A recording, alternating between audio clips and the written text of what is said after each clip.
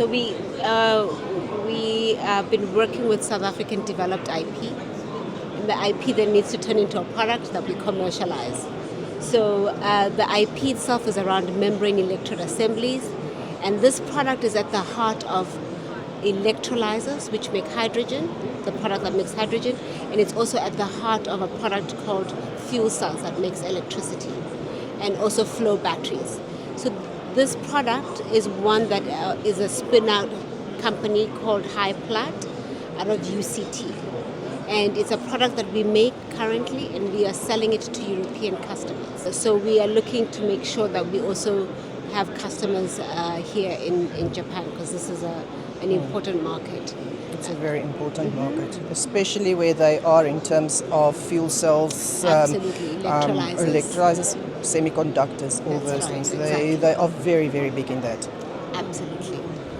So we are looking to then expand our capacity, our plant in South Africa. Our background actually is, both the backgrounds came from investment banking. Okay. And we started looking at potential investment opportunities within the country. And we realized that we produced, I'd say, 85% of PGM, and we export all of it. And we realized that there was an opportunity to beneficiate PGM, and that opportunity came within HyPlat, because the core product of HyPlat, which is a membrane, is a derivative from platinum. So it was on that basis that we thought, if we do invest in that sector and commercialize it in terms of growing capacity, we would not only make money, but also do good, because we would actually help beneficiate platinum from the top end. Currently, everything is exported. So we're the only company that is beneficiating platinum right now. And supporting government in because our motivation is that as government we need to create opportunities for commercialization of locally developed IP. We've got a stake that is being managed on our behalf because of us as a government department. We are not capable in the framework of things, but it's the PIC that is managing our stake. So we can see that that's a journey that has really emanated from way back. And this is the company that is positioned to really advance the interest of government. You know, this collaboration, private sector, public, if it's very creative and done very well, it has a significant impact, not just on the fiscals, but also on the larger community, because the stakeholders are the community. You know, and the more creative we get in terms of the collaboration between government and private sector, it helps not just beneficiate the commodity, but also in terms of larger employment opportunities. So we believe that this creative partnership, government-private sector, is what's going to move the needle in terms of growth. So from our side, we led the development of the Hydrogen Society roadmap that was approved by Cabinet in September of 2021. And then as a response to that, part of the key actions that we highlighted in the Hydrogen Society roadmap was the commercialization aspect of it, where we say we need to commercialize the intent and the vision of the Hydrogen Society roadmap. DTIC then came on board to respond to that key action, and they developed the Green Hydrogen Commercialization Strategy that was approved by Cabinet in the following year of November 2022. So it's a complementary policy instruments that we're saying, how do we position the country to become a hydrogen economy society, and so that we can derive the necessary benefits coming from there.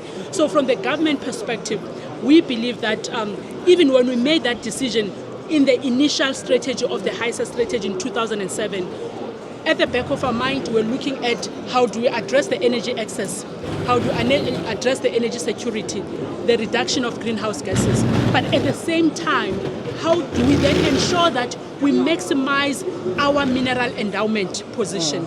And through the hydrogen fuel cell technology, you are also able to not only address those three aspects of things that I've mentioned, but at the same time, the mineral beneficiation opportunity that comes as you beneficiate along the hydrogen fuel cell value chain. The Department of Electricity and Energy fits in the sense that they are responsible for the energy policies that needs to be put in place as part of creating that conducive environment. So they're basically the policy unit. Yes. And your side is the science and technology and the innovation component of it, because we are saying, so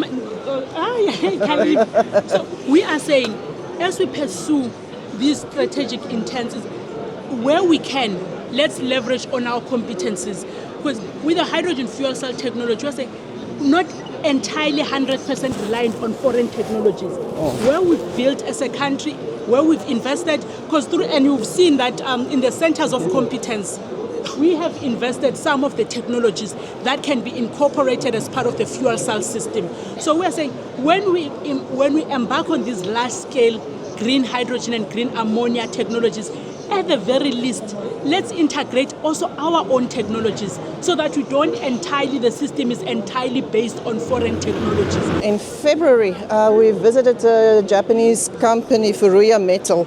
So they buy about 80% of their PGM from South Africa. So they use the PGM metals to derive ruthenium and lithium from the PGMs. And so their largest customers are like Apple and Sony, etc. And it was really fascinating to see the technology that they have to work on those on the materials. And then also what was interesting was the whole circular economy, because then they had a they took us to the plant, the recycling plant, so to speak. And it was absolutely incredible that it is so expensive. I think it's $300 he said per milligram of the ruthenium and lithium powder.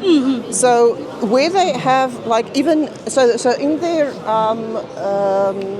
recycling plant, they even developed materials that if you spill a liquid of the ruthenium particle, that you can pick it up and you can recycle that drop and use it, because it's just so expensive. I'm happy that you're mentioning that, because let me give you a simple example.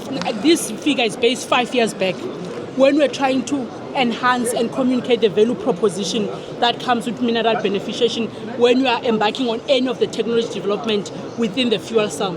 For example, in the lowest level, what we're doing currently, you mine the PGMs and then you sell them. When you do that, it's 1,000 tons per ounce. It's $1,000 per ounce. That's at the lowest level.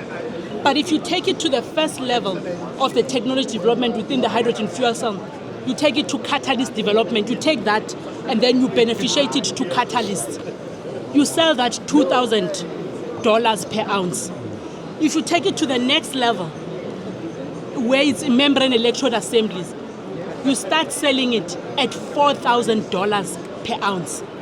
You take it to the next level, which is a stack development, you start selling it at $10,000.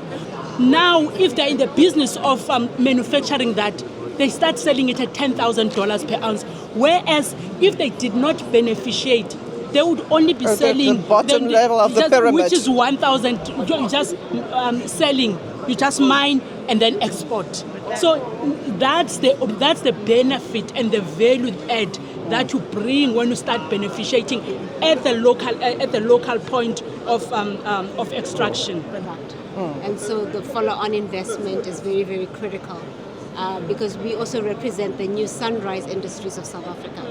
And so we need to leverage all funding that's available, both from the private sector and the public sector, in the forms of grants where they exist or preferential funding terms. But you guys really make us proud, man. Jeez, like, this is awesome. And I think what is really rewarding when you participate, then the disbelief from the Japanese and the other people, like, really, South Africa, is this what you're doing?